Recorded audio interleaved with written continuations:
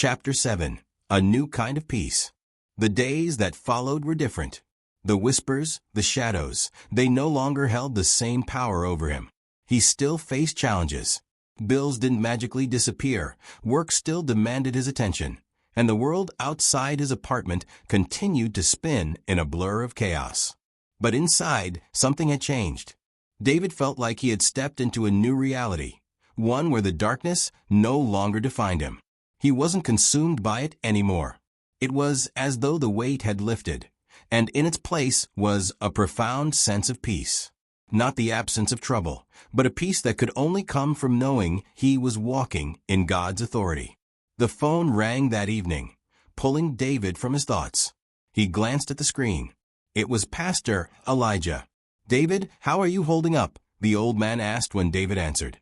"I'm good," David replied, his voice steady. "Better than I've ever been, actually." Pastor Elijah chuckled softly on the other end. "I told you the darkness would try to come back. It always does. But you've learned something important, haven't you?" David smiled, a real, genuine smile this time. "Yeah, I've learned that I don't fight alone.